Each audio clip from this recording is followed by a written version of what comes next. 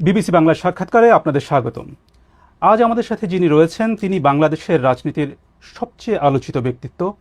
দীর্ঘ ১৭ বছর নির্বাচনে থেকেও তিনি বাংলাদেশের প্রধান একটি রাজনৈতিক দলকে নেতৃত্ব দিয়ে গেছেন এবং বাংলাদেশের রাজনীতিতে সবসময়ই একজন গুরুত্বপূর্ণ চরিত্র হিসেবে থেকেছেন। ২০০৮ সালে নির্বাচনে যাবার পর এই প্রথম তিনি গণমাধ্যমের মুখোমুখি হয়েছেন। আমাদের সাথে রয়েছেন বিএনপির ভারপ্রাপ্ত চেয়ারম্যান তারেক রহমান। বিবিসি বাংলার সাক্ষাৎকারে আপনাদের সাথে রয়েছি আমি মীর সাব্বির, আমার সাথে রয়েছেন সহকর্মী কাদির কল্লোল। তারেক রহমান, আপনাকে অনেক ধন্যবাদ বিবিসি বাংলার সাথে যোগ দেবার জন্য। আপনাদেরকে অনেক ধন্যবাদ আমাকে কথা বলার সুযোগ করে দেওয়ার জন্য। প্রথমে জানতে চাই আপনি কেমন আছেন, আপনার সময় কেমন যাচ্ছে? আলহামদুলিল্লাহ, আমি শারীরিকভাবে ভালো আছি। সময় তো স্বাভাবিকভাবে ব্যস্তই যাচ্ছে সময়। ফিজিক্যালি হয়তো আমি এই দেশে আছি, বাট মন মানসিকতা সবকিছু মিলিয়ে তো আমি গত ১৭ বছর ধরে বাংলাদেশেই রয়ে গিয়েছি। আমরা এমন একটা সময় আপনার সাথে কথা বলছি যখন বাংলাদেশ ইতিহাসে একটা গুরুত্বপূর্ণ সন্ধিক্ষণে দাঁড়িয়ে আছে বললে ভুল বলা হবে না। ২০২৪ সালে একটা ঐতিহাসিক গণ অভ্যুত্থানের মধ্য দিয়ে আওয়ামী লীগ সরকারের ১.৫ দশকের শাসনের অবসান হয়েছে। আর কয়েক মাসের মধ্যেই বাংলাদেশ একটি নির্বাচনের দিকে এগিয়ে যাচ্ছে। এর মধ্যে আপনি আপনার অনেক দলীয় অনুষ্ঠানে আপনি যোগ দিয়েছেন, কথা বলেছেন, নিয়মিতই কথা বলে যাচ্ছেন, কিন্তু গণমাধ্যমের সাথে আপনি এই দীর্ঘ সময় কথা বলেননি। এতদিন ধরে আপনি কথা বলেননি কেন? ব্যাপারটা বোধহয় এরকম না, ব্যাপারটা বোধহয় একটু ভিন্ন। আসলে আমি কথা ঠিকই বলেছি। আমি দীর্ঘ ১৭ বছর এখানে আছি এই দেশে প্রবাস জীবনে। তবে আমার উপরে যখন দলের দায়িত্ব এসে পড়েছে তারপর থেকে আমি গ্রামে গঞ্জে আমার নেতাকর্মী সহ তাদের সাথে বিভিন্ন পর্যায়ে সাধারণ মানুষ যখন যেভাবে অংশগ্রহণ করেছে আমি সকলের সাথে কথা বলেছি। আপনারা নিশ্চয়ই জানেন, বিগত স্বৈরাচার সরকারের সময় কোর্ট থেকে রীতিমতন একটা আদেশ দিয়ে আমার কথা বলার অধিকারকে বন্ধ করে দেওয়া হয়েছিল। আমি যদি গণমাধ্যমে কিছু বলতে চাইতাম, হয়তো গণমাধ্যমের ইচ্ছা ছিল ছাপানোর, গণমাধ্যম সেটি ছাপাতে পারতো না। আমি একবার প্রেস ক্লাবে কথা বলেছিলাম, তখন পরের দিন দেখলাম যে প্রেস ক্লাবে তখনকার যেই প্রেস ক্লাবের যারা সদস্য ছিলেন বা কমিটি ছিল তারা তাদের মিটিং ডেকে একটি সভা করে তারা সিদ্ধান্ত নেয় যে তারা তখন আমাকে আইনের দৃষ্টিতে ফেরারি বলা হয়েছিল, যে সেরকম কোনো ব্যক্তিকে তারা প্রেস ক্লাবে কথা বলতে দিবে না। এইভাবে তারা চেষ্টা করেছিল আমার কথা বন্ধ করে রাখতে। আমি কথা বলেছি সামাজিক মাধ্যম সহ বিভিন্ন পন্থায়, আমি পৌঁছানোর চেষ্টা করেছি, আমি ইনশাল্লাহ পৌঁছিয়েছি মানুষের কাছে। কাজে গণমাধ্যমে যে কথা বলিনি তা না, আমি কথা বলেছি, হয়তো আপনারা তখন কথা নিতে পারেননি অথবা শুনতে পারেননি, ইচ্ছা থাকলেও ছাপাতে পারেননি, হয়তো প্রচার করতে পারেননি, কিন্তু আমি বলেছি, আমি থেমে থাকিনি। আমি অবশ্য সাক্ষাৎকারের কথা বলছিলাম, যে প্রশ্নোত্তরের বিষয়টি, মানে বিশেষ করে গত এক বছরে বাংলাদেশে গণ অভ্যুত্থানের ১ বছর পেরিয়ে গেছে যেমনটা বলছিলাম, এবং অনেকের ধারণা ছিল আওয়ামী লীগ সরকারের পতনের পর আপনি দেশে এসে সশরীরে দলের নেতৃত্ব দেবেন। এবং গত ১ বছরে যে প্রশ্নটা বারবার ঘুরে ফিরে এসেছে এবং এখনো আসছে, যে আপনি এখনো দেশে ফেরেননি কেন? কেন আপনি এখনো দেশে ফেরেননি? কিছু সঙ্গত কারণে হয়তো ফিরাটা হয়ে উঠেনি এখনো, তবে সময় তো চলে এসছে, মনে হয় ইনশাল্লাহ দ্রুতই ফিরে আসব। সেটা কবে আমরা কি জানতে পারি? দ্রুতই, মনে হয় দ্রুতই ইনশাল্লাহ। নির্বাচনের আগে কি তাহলে আপনি দেশে আসবেন এমন সম্ভাবনা তাহলে বলা যায়? রাজনীতি যখন করি, আমি একজন রাজনৈতিক কর্মী হিসেবে স্বাভাবিক নির্বাচনের সাথে রাজনৈতিক দল রাজনৈতিক কর্মীর একটি ওতপ্রোত সম্পর্ক। কাজেই যেখানে একটি প্রত্যাশিত, জনগণের প্রত্যাশিত নির্বাচন হবে, সেই নির্বাচনের সময় কেমন করে দূরে থাকব? আমি তো, আমার সর্বোচ্চ চেষ্টা থাকবে, ইচ্ছা থাকবে, আগ্রহ থাকবে সেই প্রত্যাশিত নির্বাচন জনগণ চাইছে, সেই প্রত্যাশিত নির্বাচন যখন অনুষ্ঠিত হবে জনগণের সাথে, জনগণের মাঝেই থাকবো ইনশাল্লাহ। একটা বিষয় যেটা আপনার দল থেকে মাঝে দলের নেতাদের কেউ কেউ কখনো কখনো বলেছেন, যে একটা নিরাপত্তার শঙ্কার কথা বলেছেন আপনি না আসার পেছনে। আপনি কি কোনো ধরনের শঙ্কা বোধ করেছেন এর মধ্যে? আহ বিভিন্ন রকম শঙ্কার কথা তো আমরা অনেক সময় বিভিন্ন ব্যক্তির কাছে তো শুনেছি, সরকারেরও বিভিন্ন ব্যক্তির কাছ থেকেও তো অনেক সময় অনেক শঙ্কার কথা আহ, বিভিন্ন মাধ্যমে বিভিন্ন মিডিয়াতে প্রকাশিত হয়েছে। জুলাই গণ অভ্যুত্থানের প্রসঙ্গে একটু আসি। জুলাই গণ অভ্যুত্থানে আপনার ভূমিকা নিয়ে অনেক আলোচনা আছে। এটি মোটামুটি সব পক্ষই স্বীকার করে যে সেই সময়ে আপনার একটা সক্রিয় ভূমিকা ছিল। আবার আপনার দলের কোনো কোনো নেতা বা সমর্থক তারা এই অভ্যুত্থানের আপনাকে একমাত্র মাস্টারমাইন্ড হিসেবে আখ্যা দিয়েছেন। আপনি কি নিজেকে এই আন্দোলনের মাস্টারমাইন্ড হিসেবে দেখেন? না, আমি অবশ্যই এই জুলাই আন্দোলনে আমাকে আমি কখনোই মাস্টার মাইন্ড হিসেবে দেখি না। এই যে 5ই আগস্ট যেই আন্দোলন, জুলাই আন্দোলন বলে যেটি বিখ্যাত বা যেটি সকলের কাছে গৃহীত, এই আন্দোলনটি সফল হয়েছে জুলাই মাসে, কিন্তু এই আন্দোলনটি প্রেক্ষাপট শুরু হয়েছে কিন্তু বহু বছর আগে থেকে। এই আন্দোলনে বাংলাদেশের গণতান্ত্রিক রাজনৈতিক দলগুলোর নেতাকর্মীরা, সেটি বিএনপি হোক বা অন্য রাজনৈতিক দলগুলো হোক, যারা গণতান্ত্রিক রাজনৈতিক দল, প্রত্যেকটি রাজনৈতিক দল বিভিন্নভাবে অবদান রেখেছে, বিভিন্নভাবে তাদের নেতাকর্মীরা নির্যাতিত হয়েছে। আমি মনে করি জুলাই আগস্ট মাসে এসে জনগণ সকল গণতান্ত্রিক রাজনৈতিক দলের সাথে অংশগ্রহণ করেছে। শুধু কি রাজনৈতিক দলের নেতাকর্মীরাই সেদিন ছিল মাঠে? অবশ্যই নয়। আমরা দেখেছি সেদিন মাদ্রাসার ছাত্ররা, তারা ছিলেন এই আন্দোলনের মাঠে। আমরা দেখেছি গৃহিণীরা পর্যন্ত রাস্তায় নেমে এসেছেন সন্তানের পেছনে। আমরা দেখেছি কৃষক, শ্রমিক, সিএনজি চালক, ছোট দোকান কর্মচারী বা দোকান মালিক থেকে আরম্ভ করে গার্মেন্টস কর্মী থেকে আরম্ভ করে তারা নেমে এসেছিলেন। আমরা দেখেছিলাম সামরিক বাহিনীর অবসরপ্রাপ্ত কর্মকর্তা কর্মচারীরা নেমে এসেছিলেন এই আন্দোলনে। এমন অনেক সাংবাদিক যারা স্বৈরাচারের অত্যাচারে নির্যাতিত হয়ে দেশ থেকে বাইরে চলে যেতে বাধ্য হয়েছিলেন, তারা সম্পৃক্ত হয়েছিলেন এই আন্দোলনে। কাজেই কারো ভূমিকাকে আমরা ছোট করে দেখতে চাই না, খাটো করে দেখতে চাই না। আমি বিশ্বাস করি দৃঢ়ভাবে সমাজের দল মত নির্বিশেষে, শ্রেণী বিন্যাস নির্বিশেষে প্রত্যেকটি মানুষের অবদান আছে। এই আন্দোলন ছিল বাংলাদেশের জনগণের আন্দোলন, যারা গণতন্ত্রে বিশ্বাস করে। এই আন্দোলনের মাস্টার মাইন্ড কোনো দল, কোনো ব্যক্তি নয়। এই আন্দোলনের মাস্টার মাইন্ড বাংলাদেশের গণতান্ত্রিকামী জনগণ। এ বিষয়ে যদি আপনার থেকে জানতে চাই যে হচ্ছে যে যখন আন্দোলনটা চলছিল তখন যে আন্দোলনে যে ছাত্র নেতৃত্ব ছিল তাদের সাথে আপনার কতটা যোগাযোগ ছিল? আপনার দলের সাথে তো নিশ্চয়ই যোগাযোগ ছিল, দলের নেতাকর্মীদের সাথে। অন্যদের সাথে আপনার কতটা যোগাযোগ ছিল?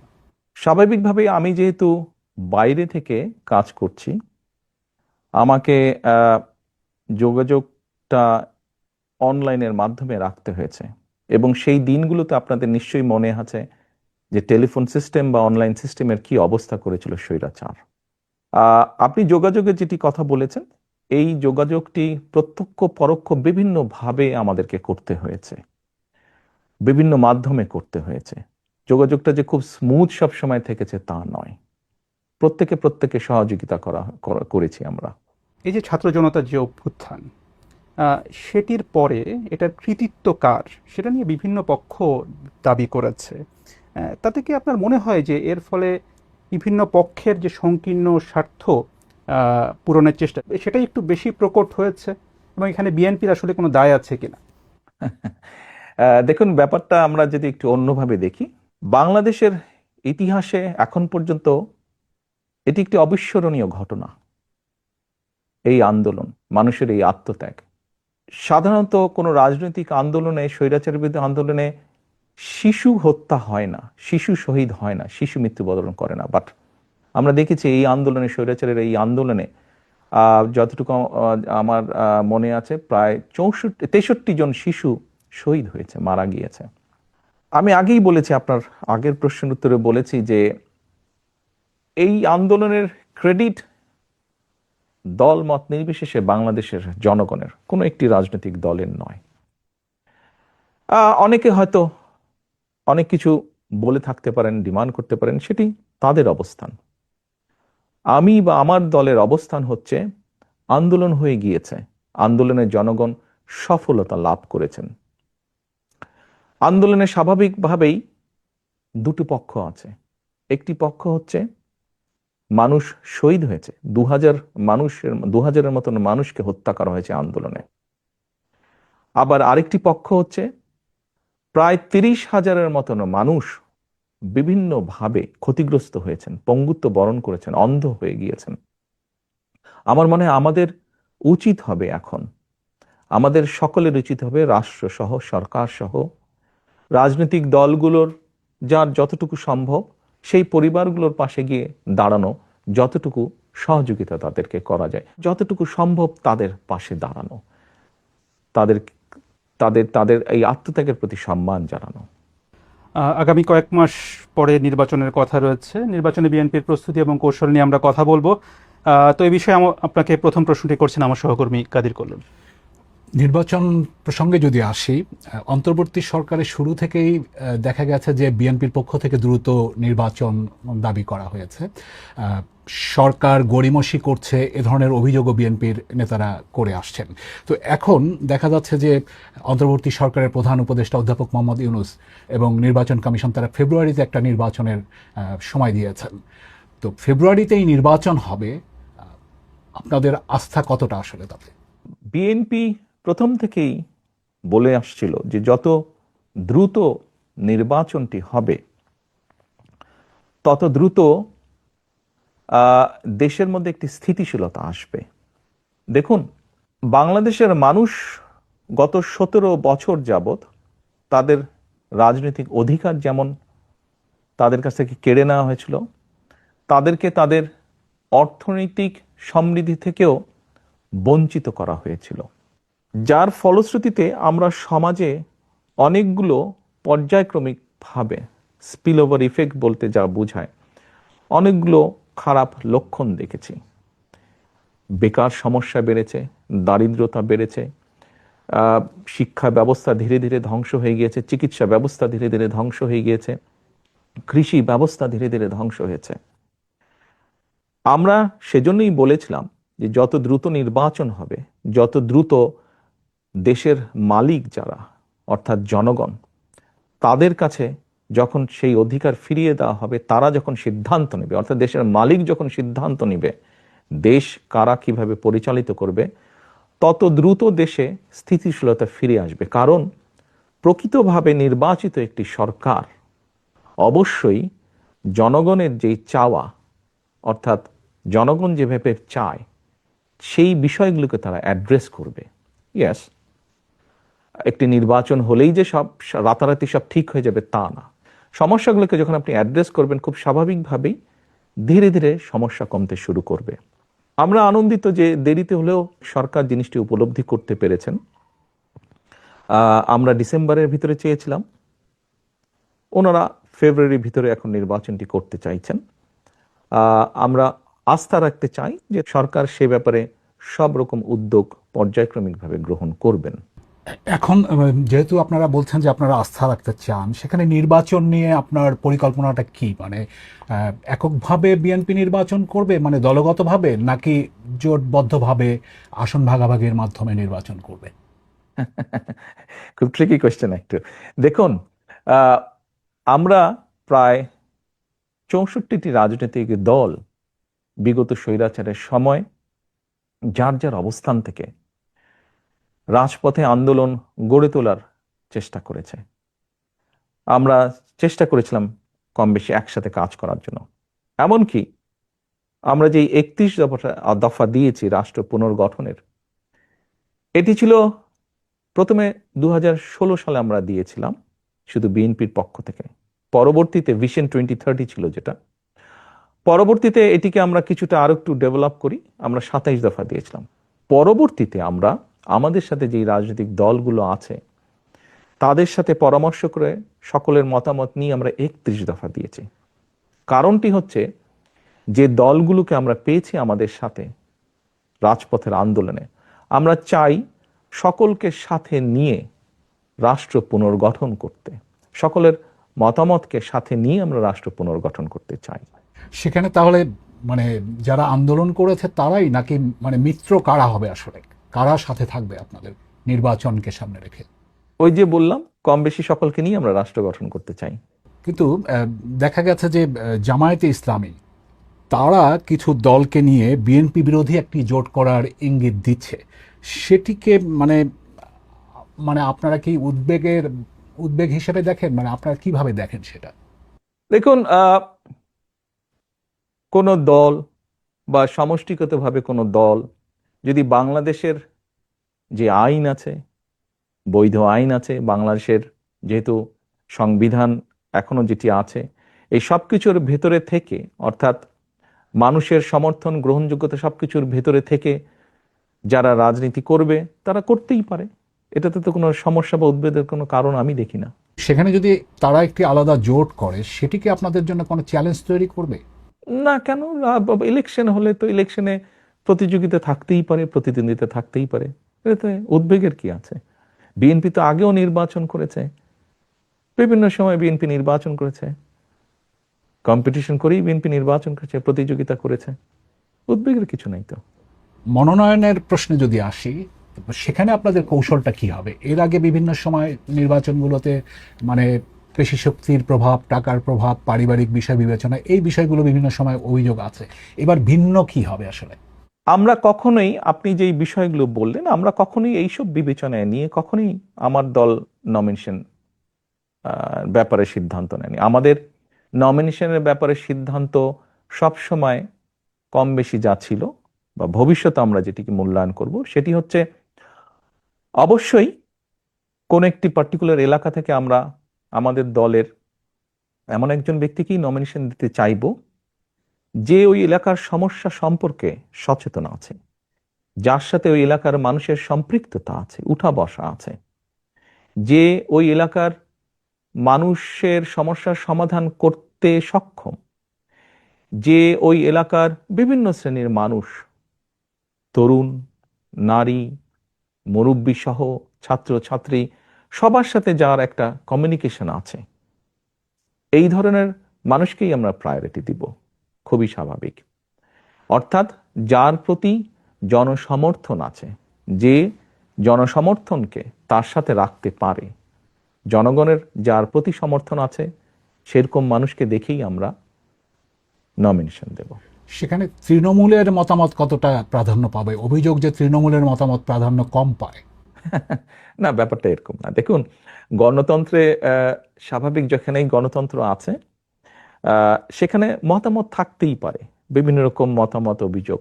হয়তো এক জায়গায় 50 জন আছে, 50 জনের মধ্যে 30 জন একটি কথা বলছে, 15 জন একটি কথা বলছে, বাকি সংখ্যক ব্যক্তি আরেকটি কথা বলছে। তাহলে আপনি কি বলবেন যে মতামত না হচ্ছে? না, না, স্বাভাবিকভাবেই যেখানে আমরা মেজরিটির যেটা মতামত পাবো এলাকার মানুষের কম বেশি, আমরা তো আমাদের মতন করে খোঁজ করছি, সেটি তৃণমূলই হোক বা সেটি সাধারণ মানুষের হোক। এখানে একটি বিষয় উল্লেখযোগ্য, আমরা কিন্তু দলের নেতৃত্ব নির্বাচন করছি না, আমরা নির্বাচন করছি এমন একজন ব্যক্তিকে যে শুধু দলেরই সমর্থন নয়, বরং দলমত নির্বিশেষে ওই এলাকার অধিকাংশ মানুষের সমর্থন যার প্রতি আছে, আমরা এরকম একজন মানুষকে বের করে আনতে চাইছি, এরকম একজন মানুষকে আমাদের দলের মনোনয়ন দিতে চাইছি। শুধু দল দিয়ে তো নির্বাচন হবে না, নির্বাচনে তো সাধারণ মানুষের অংশগ্রহণ থাকে, বিভিন্ন মানুষের অংশগ্রহণ থাকে। কাজেই যার সমর্থন আমরা খুঁজে বের করার চেষ্টা করছি, যার প্রতি বিভিন্ন শ্রেণী পেশার মানুষের সমর্থন আছে, শুধুমাত্র দলীয় সমর্থন নয়, এরকম মানুষ। নির্বাচন প্রসঙ্গে আপনার কাছে জানতে চাই যে আগামী নির্বাচনে আপনার ভূমিকা কি হবে? আপনি কি সরাসরি নির্বাচন করছেন? আপনাকে কি আমরা প্রধানমন্ত্রী পদের প্রত্যাশী হিসেবে দেখতে পাবো নির্বাচনে? আমার মনে হয় আপনি প্রথম দিকে বোধহয় একটা প্রশ্ন করেছেন, আমি ওখানে বলেছিলাম যে স্বাভাবিক আমি একজন রাজনৈতিক দলের সদস্য, একজন রাজনৈতিক কর্মী। আমি নির্বাচনের সাথে তো রাজনৈতিক দল এবং রাজনৈতিক কর্মীর ওতপ্রোত সম্পর্ক। কাজেই নির্বাচন যেখানে একটি মানে জনগণের সম্পৃক্ত এরকম একটি নির্বাচন হবে, সেখানে তো অবশ্যই আমি নিজেকে দূরে থাকতে পারবো না, আমাকে আসতেই হবে। স্বাভাবিকভাবেই মাঠেই ইনশাল্লাহ থাকবো আমি। আপনার প্রশ্নের পরের যে অংশটি ছিল দেখুন, আমি মনে করি এটির সিদ্ধান্ত বাংলাদেশের জনগণের। এটি তো আমার সিদ্ধান্ত না, এটি সিদ্ধান্ত নেবে বাংলাদেশের জনগণ। কিন্তু আপনি নির্বাচনে অংশ নেবেন কিনা সেই সিদ্ধান্ত তো আপনাকে নিতে হবে। না না, সেটি তো নিব, কেন নিব না, অবশ্যই নিব। আপনি নির্বাচনে অংশ নিচ্ছেন তাহলে? জি, ইনশাল্লাহ। অর্থাৎ আপনি বিএনপি যদি ক্ষমতায় আসে বা নির্বাচনে অংশ নেয়, সেক্ষেত্রে প্রধানমন্ত্রী পদের প্রত্যাশী হিসাবে আমরা তারেক রহমানকে দেখতে পাবো, সেটা আমরা নিশ্চিতভাবে বলতে পারি, এটির সিদ্ধান্ত তো বাংলাদেশের জনগণের। বিএনপির পক্ষ থেকে। সেক্ষেত্রে তো এটি দল সিদ্ধান্ত নেবে, দল কিভাবে করবে এটি তো দলের সিদ্ধান্ত। আহ, সাবেক প্রধানমন্ত্রী এবং আপনাদের দলের চেয়ারপারসন খালেদা জিয়া, তিনি কি এই নির্বাচনে কোনো ভূমিকায় থাকবেন? তাকে কি আমরা নির্বাচনে কোনো ভূমিকায় দেখতে পাবো? আপনি এমন একজন মানুষের কথা বলেছেন, যেই মানুষটি বাংলাদেশের গণতন্ত্র যতবার গণতান্ত্রিক অধিকার, জনগণের গণতান্ত্রিক অধিকারকে হরণ করা হয়েছে, প্রতিবার উনি অবদান রেখেছেন সেই গণতন্ত্রকে পুনঃপ্রতিষ্ঠিত বা পুনরুদ্ধার করার জন্য। এবারও আপনাদের সকলের চোখের সামনেই ঘটেছে যে কিভাবে স্বৈরাচারের সময় তার উপরে অত্যাচারের খড়গ হস্ত নেমে আসে, কিন্তু উনি আপোস করেননি। এরকম একজন ব্যক্তি আজ অসুস্থ, এবং কেন, কিভাবে উনি শারীরিকভাবে অসুস্থ হলেন, তাকে মিথ্যে মামলায় জড়িয়ে তাকে জেলখানায় নিয়ে যাওয়া হলো। আমরা দেখেছিলাম একজন সুস্থ মানুষ গিয়েছেন, কিন্তু যখন বেরিয়ে এসেছেন একজন অসুস্থ মানুষ বেরিয়ে এসেছেন, তাকে চিকিৎসার সুযোগ থেকেও বঞ্চিত করা হয়েছে। এই সবগুলো ঘটনা দেশবাসী জানেন। তারপরেও যে মানুষটির এত বড় অবদান রয়েছে বাংলাদেশের গণতন্ত্রকে প্রতিষ্ঠিত করার, আমি সেই দলের একজন কর্মী হিসাবে বিশ্বাস করি বা বিশ্বাস করতে চাই, গণতন্ত্রকে পুনঃপ্রতিষ্ঠিত করার প্রথম পদক্ষেপ হিসাবে যেই প্রত্যাশিত, জনপ্রত্যাশিত যে নির্বাচনটি অনুষ্ঠিত হতে যাচ্ছে, ওনার শারীরিক সক্ষমতা যদি অ্যালাউ করে ওনাকে, নিশ্চয়ই উনি কিছু না কিছু ভূমিকা রাখবেন। সেটা কি নির্বাচনে অংশগ্রহণ হতে পারে? এইটি আমি এখনো বলতে পারছি না। আমি মাত্রই বললাম যে ওনার শারীরিক ফিজিক্যাল এবিলিটির উপরে বিষয়টি কিছুটা হলেও নির্ভর করছে। এ প্রসঙ্গে প্রশ্ন চলে আসে বিএনপির ভবিষ্যৎ নেতৃত্ব নিয়ে। আপনার বাবা সাবেক প্রেসিডেন্ট জিয়াউর রহমান বিএনপি প্রতিষ্ঠা করেছিলেন। আপনার মা সাবেক প্রধানমন্ত্রী খালেদা জিয়া, তিনি 4 দশক বিএনপির নেতৃত্ব দিয়েছেন। এখন আপনি বিএনপির নেতৃত্বে রয়েছেন, কার্যত দলের নেতৃত্বে রয়েছেন আপনি। বিএনপির ভবিষ্যৎ নেতৃত্বে পরিবারের প্রভাব কতটা থাকবে? দেখুন, বিষয়টিকে আমি একটু তাহলে অন্যভাবে উপস্থাপন করি। সব রকম সকলের মতামতের প্রতি শ্রদ্ধা রেখেই আমি বলতে চাইছি। দেখুন, একজন চিকিৎসকের সন্তান যখন চিকিৎসক হয়, তখন সে ভালোও করে, সে খারাপও করে। একজন লয়ারের সন্তানও দেখা যায় যে অনেক সময় বাবা মায়ের মতন ভালো লয়ার হয় অথবা হয় না। রাজনীতিবিদদের ক্ষেত্রে অনেকের সন্তান পলিটিক্সে এসেছে, সবাই কি ভালো করেছে? সবাই ভালো করেনি। কেউ কেউ করেছে, কেউ কেউ করতে পারেনি ভালো। আপনি যদি আমাকে ইঙ্গিত করে থাকেন, তাহলে এভাবে আমি বলবো যে দেখুন, আমরা দেখেছি বাংলাদেশের মতন দেশে রাজনীতি যারা করেন, বিগত 17 বছরে দেখেছি, তার আগেও আমরা দেখেছি রাজনীতিবিদরা রাজনীতি করতে গিয়ে বিভিন্নভাবে হ্যারাসমেন্টের শিকার হন, মিথ্যে মামলার শিকার হন। আমাদের বহু নেতাকর্মী শারীরিক নির্যাতনের শিকার হয়েছে, জেল জুলুম খেটেছে, ঘর বাড়ি ভেঙে দেওয়া হয়েছে। যেই কয়টা উদাহরণ দিলাম আমি মাত্র, আপনি কি বলতে পারবেন এর কোনোটার মধ্যে দিয়ে আমি যাইনি? এর প্রতিটার ভেতর দিয়ে আমি গিয়েছি, প্রত্যেকটা স্তর পার করে এসেছি। আমি শারীরিকভাবে নির্যাতিত হয়েছি, যেই নির্যাতনের চিহ্ন এখনো কখনো কখনো আমাকে সহ্য করতে হয়। জেল জুলুম খেটেছি, আমি বিভিন্নভাবে মিথ্যা অপপ্রচারের শিকার হয়েছি। আমি সবকিছুর ভিতর দিয়ে আমি পেরিয়ে এসেছি। কাজেই এই জন্য এই কথাগুলো আমি বললাম যে রাজনীতি পরিবারীকরণ হয় না, এটি সমর্থনের ভিত্তিতে হয়। কাজেই যার যে অর্গানাইজ করে জনগণকে ঐক্যবদ্ধ করে, দলকে ঐক্যবদ্ধ করে সামনে এগিয়ে যেতে পারবে, সে এগিয়ে যেতে পারবে। কেউ যদি এগিয়ে যেতে না পারে, তাহলে সে এগিয়ে যেতে পারবে না। সময় পরিস্থিতি সবকিছু প্রমাণ করে দিবে, বলবে। আপনার স্ত্রী বা কন্যা বা আপনার পরিবারে যারা আছেন তারা রাজনীতিতে আসবেন কিনা এটা নিয়ে কিন্তু ব্যাপক আলোচনা হয় কিন্তু রাজনীতিতে। তো এ ধরনের কি কোনো সম্ভাবনা আছে বা তারা আগ্রহী কিনা রাজনীতিতে আসার ব্যাপারে? আমি ওই যে বললাম, সময় পরিস্থিতি বলে দিবে ওটা। একটু আবার আপনাদের নির্বাচন সরকারের দিকে যাই। বিএনপি সর্বশেষ সরকারে ছিল 2001 থেকে 2006 সালের মধ্যে। এর প্রায় 19 বছর পরে বিএনপির সামনে আবার একটা সরকার গঠনের সুযোগ তৈরি হয়েছে, এবং সেই তখনকার যে বিএনপি আর এখনকার যে বিএনপি, এই দুটোর মধ্যে পার্থক্যটা আপনি কোথায় কি বলবেন, যে পার্থক্য কি? এই 19 বছরে আমরা বাংলাদেশ বলি বা পুরো বিশ্ব বলি, অনেক কিছু পরিবর্তিত হয়েছে। সমাজ ব্যবস্থা পরিবর্তিত হয়েছে, অর্থনৈতিক ব্যবস্থা পরিবর্তিত হয়েছে। দুটো বড় বড় জিনিসের বোধহয় পরিবর্তন হয়েছে। একটি হচ্ছে কোভিডের ভিতর দিয়ে পুরো বিশ্ব গিয়েছে। এই কোভিড বিভিন্নভাবে আমাদের অনেক কিছু চিন্তা ভাবনা মনোজগৎ চেঞ্জ করেছে। ঠিক একইভাবে যদি আরেকটি বিষয় আমরা দেখি, এই যে আপনার সাথে আমি কথা বলছি অনলাইনে, এই যে আইটি বা সোশ্যাল মিডিয়া, এই পুরা বিষয়টা কিন্তু মানুষের মনোজগৎকে ভিন্নভাবে ভিন্ন রকম করেছে। অনেক ক্ষেত্রে একটা একটা একটা মনোজগতে একটা প্রভাব বিস্তার করেছে। খুব স্বাভাবিকভাবে আপনি যেই সময়ের কথা বলেছেন সেই সময় এই বিষয়গুলো হয়তো সেভাবে ছিল না।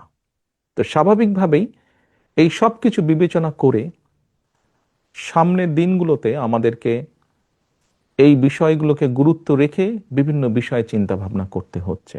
আমরা সেভাবে চিন্তা ভাবনা করে আমাদের প্ল্যান প্রোগ্রাম বিষয়গুলোকে আমরা সাজাচ্ছি।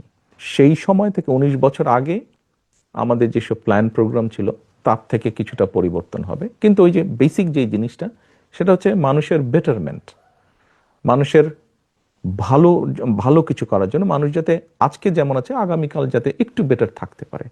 কিভাবে সেটা করা যেতে পারে, কে কোন শ্রেণী কিভাবে একটু বেটার থাকতে পারে, সেটাই থাকবে আমাদের সবচেয়ে প্রায়োরিটি ইস্যু। বিগত যখন বিএনপি সরকারে ছিল তখন অনেক বিষয় নিয়ে আলোচনা সমালোচনা ছিল, তার মধ্যে একটা বড় বিষয় ছিল দুর্নীতির অভিযোগ।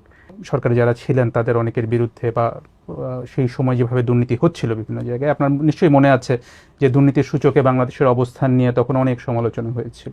এ ধরনের পরিস্থিতি যে আর হবে না, এই বিষয়ে আপনি ভোটারদেরকে কিভাবে আশ্বস্ত করবেন? দেখুন, আপনি যে কথাটি বললেন দুর্নীতিতে চ্যাম্পিয়ন, 96 সাল থেকে 2001 পর্যন্ত আওয়ামী লীগ সরকার ছিল সেই সময়। আমরা 2001-এর 1 অক্টোবরে সরকার গঠন করি। 10ই অক্টোবরে, 1 অক্টোবর নির্বাচন হয়েছিল, খুব সম্ভবত 10ই অক্টোবরে সরকার গঠন করি। এর বোধহয় কিছুদিন পরে একটি সূচক বের হলো টিআইবির, যে মানে 2-3 মাস পরে বোধহয় একটি সূচক বের হলো, যে এরকম একটি সূচক বের হলো। নিশ্চয়ই মাত্র নির্বাচিত একটি সরকারের পক্ষে তো ভালো মন্দ কোনো কিছুই 3 মাসে করা সম্ভব নয়। খুব স্বাভাবিকভাবেই যে সূচকটি হয়েছিল সেটি তার আগে, আমাদের আগে যে সরকারটি ছিল তারা যে 5 বছর যা করেছে তার উপর ভিত্তি করেই সেই সূচকটি তারা তৈরি করেছে। আপনি যদি 2001 থেকে 2006 অর্থাৎ বিএনপি সরকার গঠন করার পরে বিএনপি তত্ত্বাবধায়ক সরকারের কাছে যখন হ্যান্ডওভার করে দিল, আপনি যদি সেই সংস্থা টিআইবি নামক সেই সংস্থাটার রিপোর্টই যদি আপনি দেখেন, তাহলে দেখবেন পর্যায়ক্রমিকভাবে, কিন্তু এটি আমার কথা না, এটি তাদের পরিসংখ্যানের কথা, পর্যায়ক্রমিকভাবে কিন্তু নেমে এসেছে। হ্যাঁ, আমি অ্যাডমিট করছি পুরাপুরি হয়তো আমরা করতে পারিনি, বাস্তবতা তো বুঝতে হবে, এটি একটি সামাজিক ব্যাধিতে পরিণত হয়েছে। কাজেই এইটি মানুষকে বুঝিয়ে বুঝিয়ে বুঝিয়ে বুঝিয়ে আস্তে আস্তে করতে হবে, জিনিসটি সময় লাগবে। আমি এখন যত কথাই বলি না কেন, বাস্তবতা হচ্ছে এই বিষয়টি যেহেতু সময় লাগবে, আমাদেরকে কাজ দিয়ে প্রমাণ করতে হবে। সেজন্যই আমি ভোটারদেরকে এতটুকু বলতে পারবো, আমরা যদি সুযোগ পাই, জনগণ যদি আমাদেরকে সেই সুযোগ দেন, তাহলে আমাদের সর্বোচ্চ চেষ্টা থাকবে আমরা যাতে একটি এমন অবস্থা তৈরি করতে পারি যেখানে কিছুটা হলেও আমরা বহির্বিশ্বে, বিশ্বের অন্য দেশের সামনে কিছুটা হলেও যাতে সম্মানের সাথে মাথা উঁচু করে কথা বলতে পারি। এ প্রসঙ্গে এই 5ই আগস্টের পরে যে বিএনপির অনেক নেতাকর্মীর বিরুদ্ধে এরই মধ্যে চাঁদাবাজি বা দখলের মতো নানা অভিযোগ এসেছে, আপনি জানেন, এবং আপনাদের দল থেকে অনেকে বহিষ্কার করা হয়েছে। এটা ঠিক, আবার একই সাথে এটা ঠিক যে এই অভিযোগগুলো কিন্তু বারবার আসছে। তো এটা থামানো যাচ্ছে না কেন? আপনার প্রতি সম্মান রেখে আপনার সাথে এগ্রিও যেমন করব, আবার এখানে অন্য একটি বিষয় আমি তুলে ধরতে চাইব। এর মধ্যে নিশ্চয়ই আপনারা বিভিন্ন সংবাদ মাধ্যমে দেখেছেন যে আমরা প্রায় 7,000-এর মতন আমাদের নেতাকর্মীর বিরুদ্ধে আমরা কিছু সাংগঠনিক ব্যবস্থা গ্রহণ করেছি। কিন্তু এই 7,000-এর সবাই কিন্তু আপনি যে অভিযোগ করলেন এই অভিযোগের সাথে জড়িত নয়। অন্য 7,000-এর মধ্যে এমন অনেক বিষয় আছে যারা অন্য সাংগঠনিক বিষয়ের সাথে জড়িত। এটি গেল একটি বিষয়। দ্বিতীয় বিষয়টি হচ্ছে, আমাদের কাছে এরকম যখন অনেক অভিযোগ এসেছে, আমরা অভিযোগগুলো তদন্ত করেছি। তদন্ত করার পরে আমরা বেশ কিছু বিষয় পেয়েছি। যেমন আমি দু একটি উদাহরণ দিয়ে আপনাকে বলি। যেমন ধরেন, দুই ভাই, কোনো একটি এলাকায় দুই ভাই আছে। দুই ভাইয়ের মধ্যে পারিবারিক সম্পত্তি, সহায় সম্পত্তি নিয়ে একটি সমস্যা আছে। এক ভাই বিগত যে স্বৈরাচার, পলাতক স্বৈরাচার, তাদের কারোর সাথে এক ভাইয়ের খুব ভালো সম্পর্ক। তার ফলে সে সেই স্বৈরাচারের যে দোসর, যার সাথে এই এক ভাইয়ের সম্পর্ক, সে তার ইনফ্লুয়েন্সটি ব্যবহার করে অন্য ভাইয়ের সম্পত্তিও জোর করে দখল করে রেখেছে। এখন 5 তারিখের পরে যে ভাই স্বৈরাচারের দোসরকে ব্যবহার করেছিল, সেই দোসরও তো পালিয়ে গিয়েছে। তো স্বাভাবিকভাবেই সেই ভাই এখন আর শেল্টার পাচ্ছে না। তো অন্য যার সম্পত্তি জোর করে রেখে দিয়েছিল অন্য ভাইটি, সেই অন্য ভাইটি স্বাভাবিকভাবে তার হক আদায় করতে গিয়েছে বা হক বুঝে নিতে গিয়েছে। এখন অ্যাক্সিডেন্টলি বা ইনসিডেন্টলি যে ভাই এতদিন ভাবে বঞ্চিত ছিল সম্পত্তি থেকে, সেই ভাই বিএনপি করে, বিএনপির কোনো একজন কর্মী বা স্ট্রং সমর্থক বা নেতা যেটাই হোক, চাপিয়ে দিল, অভিযোগ তুলে দিল অন্যজন যে বিএনপি দখল করতে গেছে, বিএনপির নেতাকর্মী দখল করতে। এরকম ঘটনা আমরা প্রচুর পেয়েছি। আবার আরেকটি আমি উদাহরণ দেই, যা সত্য, যা বাস্তব। স্বৈরাচারের সময় আমাদের সারা বাংলাদেশে আমাদের প্রায় 50 লক্ষের বেশি নেতাকর্মীর নামে বিভিন্ন রকম গায়েবী মিথ্যে মামলা দেওয়া হয়েছিল। আমাদের বহু নেতাকর্মী তাদের ঘর বাড়িতে থাকতে পারতো না, তাদেরকে বিভিন্নভাবে পালিয়ে থাকতে হতো, বিভিন্নভাবে সরে থাকতে হতো। এই সুযোগে স্বৈরাচার তাদের ব্যবসা বাণিজ্য, দোকান পাট, ঘর বাড়ি, জমি জমা, পুকুর দখল করে নিয়েছিল। 5 তারিখে যখন স্বৈরাচার পলাতক হয়ে গিয়েছে, পালিয়ে গিয়েছে, তখন স্বৈরাচারের যারা দখল করেছে তারাও সাথে সাথে পালিয়ে গিয়েছে। স্বাভাবিকভাবেই আমাদের নেতাকর্মীরা তাদের নিজেদের যেগুলি বৈধ সম্পত্তি, পৈতৃক সম্পত্তি, সেগুলো আবার ফিরে পেতে গিয়েছে। তখন আবার কিছু সংখ্যক লোক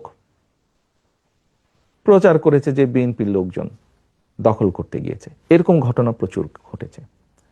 আপনি যেই কথাটি বললেন সেরকমও কিছু ঘটেছে ঘটনা, এবং সে কারণেই আমরা আমাদের অবস্থান থেকে ব্যবস্থা গ্রহণ করেছি। তবে এখানে আমার একটি প্রশ্ন আছে, যে প্রশ্নটি আমরা পাবলিকলিও করেছি। দেখুন, আমরা একটি রাজনৈতিক দল, কিছু ঘটনা ঘটেছে, আমরা অস্বীকার করছি না, ঘটেছে। যেমন আমরা ব্যবস্থা নিয়েছি তাদের বিরুদ্ধে, যতটুকু আমরা জেনেছি, যতটুকু আমরা তদন্তের পরে পেয়েছি, যখন সত্যতা পেয়েছি আমরা ব্যবস্থা নিয়েছি। কিন্তু পুলিশিং করা তো আমাদের কাজ না। রাজনৈতিক দলের কাজ অবশ্যই পুলিশিং করা না। আমাদের প্রশ্ন হচ্ছে, আমরা কখনো বলিনি সরকারকে যে অমুককে ধরতে পারবো না, তমুককে ধরতে পারবো না, এই করতে পারবে না, ওই কথা আমরা কিন্তু কখনো বলিনি। আমাদের বক্তব্য হচ্ছে, যাদের কাজ পুলিশিং করা, তারা কেন তাদের কাজটি করছে না, তারা কেন তাদের কাজে ব্যর্থ, এটি আমাদের প্রশ্ন। তার মানে এখানে সরকারের একটা ব্যর্থতা আছে। অবশ্যই, আমি তো আগেই বলছি, পুলিশিং তো রাজনৈতিক দলের কাজ না, পুলিশিং করার দায়িত্ব সরকারের। অর্থাৎ আমরা ধরে নিতে পারি যে আপনারা যদি সরকার গঠন করেন, সেক্ষেত্রে আপনার দলের নেতাকর্মী বা আপনার দলের নামে কোনো চাঁদাবাজি বা দখল এ ধরনের কিছু হলে তারা কেউ সেটা করতে পারবে না, কারণ তখন যেহেতু আপনারা সরকারে থাকবেন। ইয়েস, পুলিশ পুলিশের কাজ করবে, আইন শৃঙ্খলা বাহিনী আইন শৃঙ্খলার কাজ করবে। আমার দলের কোনো নেতাকর্মী বিএনপি ইনশাল্লাহ সরকার গঠন করলে আমার দলের কোনো নেতাকর্মী তখনও যদি এরকম কোনো অনৈতিক কাজে সম্পৃক্ত হয়, আমরা দলের অবস্থান থেকে তার বিরুদ্ধে অবস্থান নিব, তার পক্ষে থাকবে না দলের অবস্থান। এবং দেশের আইন অনুযায়ী দেশের আইন শৃঙ্খলা রক্ষা করার দায়িত্ব যাদের, আইন শৃঙ্খলা বাহিনী, তারা তাদের কাজ করবে। সিম্পল, এখানে 2-2 4-এর মতন ব্যাপার। আমি একটু ডাকসু নির্বাচনের প্রশ্নে আসি। সাম্প্রতিক সময়ে ডাকসু নির্বাচনের ফলাফল ব্যাপক আলোচনা চলছে রাজনীতিতে এখনো। এর ফলাফলে দেখা গেছে যে বিএনপি সমর্থক ছাত্রদল তাদের চেয়ে বেশ বড় ব্যবধানে ছাত্র শিবির সমর্থিত প্যানেল জয়ী হয়েছে। আপনি কিভাবে দেখেন এই ফলাফলটাকে? আসলে আমি মনে করি গণতান্ত্রিক যাত্রার একটি ভালো উদ্যোগ, এটি ভালো সূচনা। এটি গেলে 1 নম্বর। দ্বিতীয় বিষয়টি হচ্ছে, যারা জয়ী হয়েছেন বা এরকম আরো ভবিষ্যতে যারা জয়ী হবেন তাদের প্রতি শুভেচ্ছা, এবং যারা ভবিষ্যতে জয়ী হবেন তাদের প্রতি অগ্রিম শুভেচ্ছা রইল। তৃতীয় বিষয়টি হচ্ছে, দেখুন, একটা অগ্রযাত্রা শুরু হলো, কিন্তু আমরা চাইছিলাম না যে কোনো বিতর্কের মধ্যে এগুলা পড়ুক। আমরা আশা করব যে পরবর্তীতে যেগুলো হবে সেগুলো বিতর্কবিহীন হবে নির্বাচনগুলো। এই নির্বাচনের ফলাফল, মানে ডাকসুর নির্বাচনের ফলাফল, এটা কি জাতীয় রাজনীতিতে কোনো প্রভাব ফেলতে পারে আগামী নির্বাচনকে সামনে রেখে? আপনার কি মনে হয়? আপনি কি মনে করেন সেটা? আমি যেটা দেখলাম বিভিন্ন মিডিয়াতে, কিছু ব্যক্তি, যেমন মান্না ভাই, উনি তো বোধহয় 2বার ভিপি ছিলেন, আমার থেকে অনেক অভিজ্ঞতা সম্পন্ন রাজনীতিবিদ। আমরা যদি ওনার বক্তব্য শুনে থাকি বা ধরে থাকি, তাহলে তো আমি মনে করি না কোনো কারণ আছে। ছাত্র রাজনীতি ছাত্র রাজনীতির জায়গায়, জাতীয় রাজনীতি জাতীয় রাজনীতির জায়গায়। এখন যে সক্রিয় দলগুলো আছে তাদের মধ্যে জামায়াত ইসলামীর প্রশ্নে যদি একটু আসি, যে জামায়াত ইসলামীকে ঘিরে বিএনপির নেতাদের অনেক সমালোচনা করতে দেখা যাচ্ছে গত সাম্প্রতিক সময়ে। তো জামায়াত ইসলামী সম্পর্কে আপনার মনোভাবটা কি আসলে? বিষয়টা হচ্ছে যে, দেখুন, বাংলাদেশের স্বীকৃত যে নিয়ম কারণ, আইন কানুন আছে, এগুলোর ভিতরে থেকে যদি কেউ কেউ যদি রাজনীতি করে, অবশ্যই করতে পারে। বিএনপি সবসময় বহুদলীয় রাজনীতিতে বিশ্বাস করে।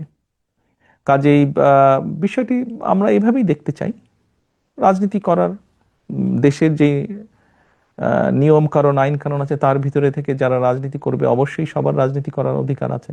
এবং আমরা তো চাই সবাই রাজনীতি করুক। বহুদলীয় রাজনীতিতে আমরা বিশ্বাস করি। জামায়াতে ইসলামী তো বিএনপির সাথে এক সময় মিত্র ছিল। বাংলাদেশের স্বাধীনতা যুদ্ধে তাদের বিরোধী ভূমিকা নিয়ে কিন্তু বিএনপি নেতারা এখন অনেকেই প্রশ্ন তুলছেন, সামনে আনছেন। কিন্তু বিএনপি আবার তাদের সাথে সরকারও গঠন করেছিল একটা সময়। 2024 সালে স্বৈরাচার যেই হত্যাগুলো করেছে, দেশ স্বাধীনের পরে যখন তারা সরকার গঠন করেছিল, ক্ষমতায় ছিল, তখনও যে সকল লুটতারাজ তারা করেছে, খুন গুম তারা করেছে, বিগত 17 বছর খুন গুম তারা যা করেছে, এর জবাব যেরকম তাদেরকেই দিতে হবে তাদেরটা, ঠিক একইভাবে 71 সালে কোনো রাজনৈতিক দল যদি তাদের কোনো বিতর্কিত ভূমিকা থেকে থাকে, তাহলে তাদের জবাব তারাই দিবেন। ওটা তো আর আমি দিতে পারবো না। আমারটা আমি দিতে পারবো, অন্যেরটা তো আমি দিতে পারবো না।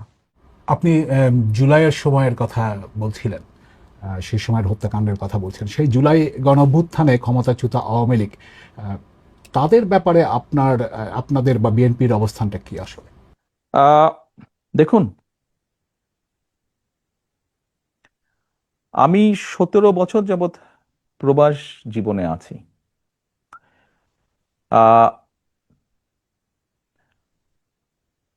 111-এর তথাকথিত 111 সরকারের সময় যেই শারীরিক নির্যাতন আমার উপরে হয়েছিল, তারপরে চিকিৎসার জন্য আমি এই দেশে আসি। আমি যখন এখানে আসি, আমার ভাইকে আমি রেখে এসেছিলাম, ছোট ভাইকে। আমি যখন এই দেশে আসি, আমার সুস্থ মাকে আমি রেখে এসেছিলাম। একটি ঘর রেখে এসেছিলাম, যেই ঘরে আমি এবং আমার ছোট ভাই বড় হয়েছি, যেই ঘরে আমার বাবার স্মৃতি ছিল, যেই ঘরে আমাদের দুই ভাইয়ের সন্তানরা জন্মগ্রহণ করেছিল, যেই ঘরে আমার মায়ের বহু স্মৃতি ছিল, সেই স্মৃতিগুলোকে ভেঙে চুরে ধুলায় মিশিয়ে দেওয়া হয়েছে। যে ভাইকে আমি রেখে এসেছিলাম সেই ভাই এখন আর নেই। যেই সুস্থ মাকে রেখে এসেছিলাম সেই সুস্থ মা এখন সুস্থ নেই। শুধু অসুস্থই নন, ওনার উপরে মানসিক এবং শারীরিক নির্যাতনও করা হয়েছে। আমি আমার পরিবারের যেই কাহিনী আপনাদের সামনে তুলে ধরলাম, এটিকে আপনারা কাহিনী বলুন বা সংগ্রাম বলুন, যেটাই বলুন না কেন, এটি শুধু আমার কাহিনী না বা আমার পরিবারের কাহিনী না। এরকম কাহিনী বাংলাদেশের শত না হাজার হাজার পরিবারের, বা যেই পরিবারের বাবা, যেই পরিবারের ভাই, যে পরিবারের স্বামী, তার ঘরবাড়ি ধ্বংস করে দেওয়া হয়েছে, হ্যান্ডকাফ পরা অবস্থায় হাসপাতালের বারান্দায় মারা গিয়েছে, তা না হলে হ্যান্ডকাফ পরা অবস্থায় জেলের ভিতরে মারা গিয়েছে, সহায় সম্পত্তি ধ্বংস করে দেওয়া হয়েছে। এই সকল অন্যায়, এই সকল হত্যা, এই সকল নির্যাতনের জন্য যারা দায়ী, যারা এসবের হুকুম দিয়েছে, তাদের প্রত্যেকের বিচার হতে হবে। এটি প্রতিশোধের কোনো বিষয় নয়, এটি ন্যায়ের কথা, এটি আইনের কথা। অন্যায় হলে তার বিচার হতে হয়। কার সম্পর্কে কি মনোভাব সেটি গুরুত্বপূর্ণ নয়। এখানে একটা বিষয় আলোচনায় এসছে যে যারা অপরাধী তাদের বিচার হবে, কিন্তু দল হিসেবে আওয়ামী লীগ তাদের রাজনীতিতে অংশগ্রহণ করতে পারা না পারার প্রশ্ন। বিএনপিরও অনেক নেতা অনেক সময় বলেছেন যে কোনো রাজনৈতিক দলকে নিষিদ্ধ করার পক্ষে তারা নন। তো এখন নির্বাচনও সামনে আসছে, ফলে আওয়ামী লীগ রাজনীতি করতে পারবে কি পারবে না সেই ধরনের একটা প্রশ্ন আসছে। তো সেই জায়গাটাতে বিএনপির কি অবস্থানটা হতে পারে? দল হিসাবে তারা যদি অন্যায় করে থাকে তাহলে দেশের আইন অনুযায়ী তার বিচার হবে, দেশের আইন সিদ্ধান্ত নেবে। তার মানে এটা আদালতের বিষয় বলে মনে করছেন? দল হিসেবে যদি অন্যায় হয়ে থাকে তাহলে তাই হবে। সোজা কথায় অন্যায়কারীর বিচার হতে হবে, তো সেটি ব্যক্তি হোক, সেটি দলই হোক।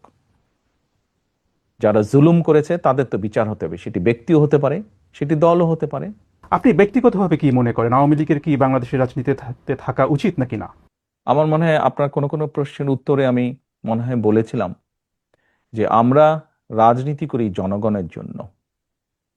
আমরা বিভিন্ন সময় আমরা বিশ্বাস করি এবং বিভিন্ন সময় আমরা বলিও, আমরা বিএনপি আমরা যারা করি আমরা বলিও যে আমাদের রাজনৈতিক সমকল ক্ষমতার উৎস জনগণ। আমি দৃঢ়ভাবে বিশ্বাস করি এবং বিশ্বাস করতে চাই যে দলের ব্যক্তিরা বা যে দল মানুষ হত্যা করে, মানুষ গুম করে, মানুষ খুন করে, দেশের মানুষের অর্থ সম্পদ লুটপাট করে বিদেশে পাচার করে, জনগণ তাদেরকে সমর্থন করতে পারে বলে আমি মনে করি না। জনগণ যদি সমর্থন না করে কোনো রাজনৈতিক দল বা রাজনৈতিক সংগঠনকে, তাদের টিকে থাকার তো কোনো কারণ আমি দেখি না। যেহেতু জনগণের শক্তিতে আমরা বিশ্বাস করি, জনগণের সিদ্ধান্তে আমরা বিশ্বাস করি, জনগণের সিদ্ধান্তের উপরে আমরা আস্থা রাখতে চাই, এই বিষয়ের সবচেয়ে বড় বিচারক আমি মনে করি জনগণ। বিএনপির ভারপ্রাপ্ত চেয়ারম্যান তারেক রহমানের সাথে বিবিসি বাংলার সাক্ষাৎকারের এটি ছিল প্রথম পর্ব। দ্বিতীয় পর্বটি পেতে নজর রাখুন বিবিসি নিউজ বাংলার ইউটিউব চ্যানেল এবং ফেসবুক পাতায়।